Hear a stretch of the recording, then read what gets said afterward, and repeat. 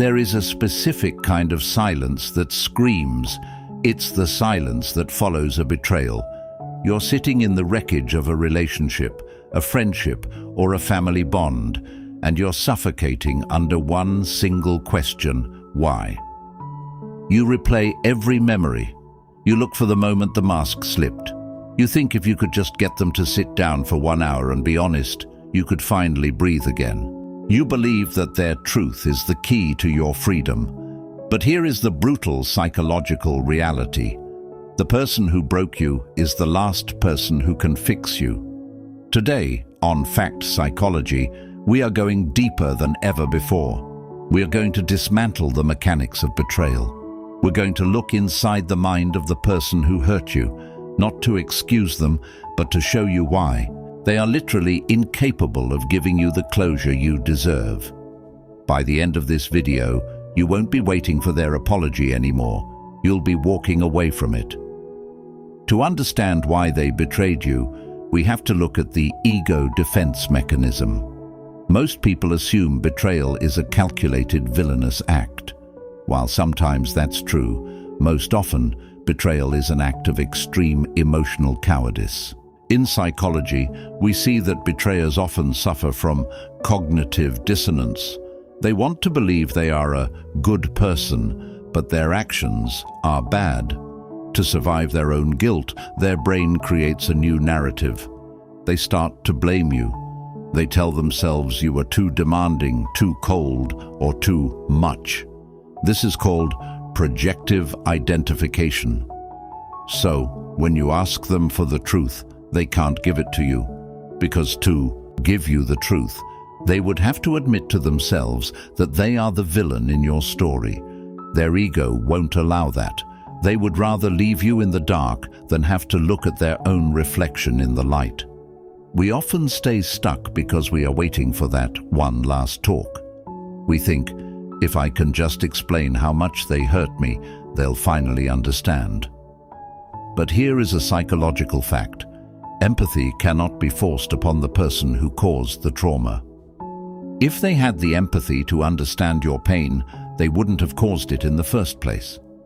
By seeking closure from them, you are essentially asking the person who poisoned you to provide the ceremony for your healing. It is a biological and psychological impossibility.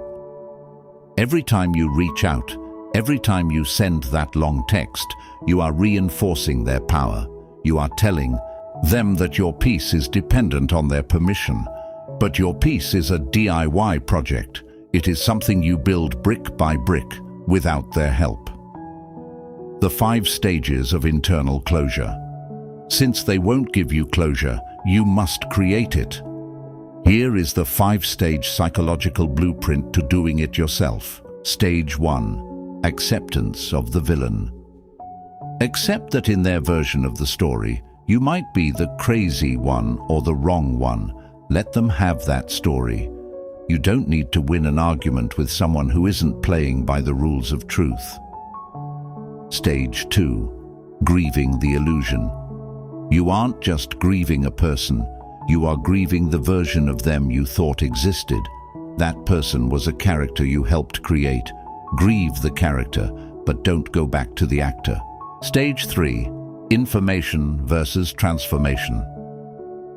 Stop seeking more information about what they are doing now. Information is just fuel for the obsession. Transformation happens when you focus on what you are doing now.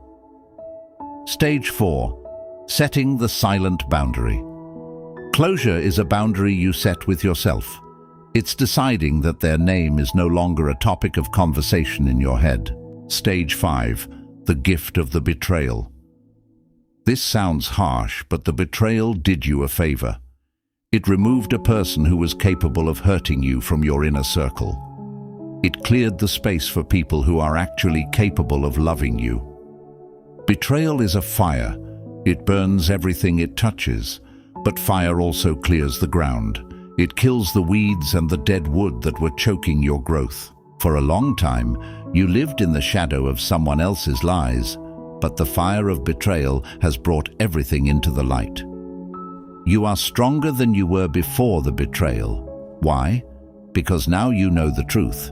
You know that you can survive the worst things someone can do to your heart. You know that your worth isn't tied to someone else's inability to see it. If you're watching this and you're still in the pain, I want you to type, "I am free" in the comments. Not because you feel free yet, but because you are claiming it.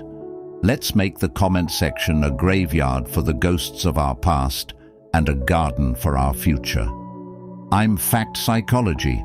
You aren't just surviving this, you are being reborn through it. Thank you for being here.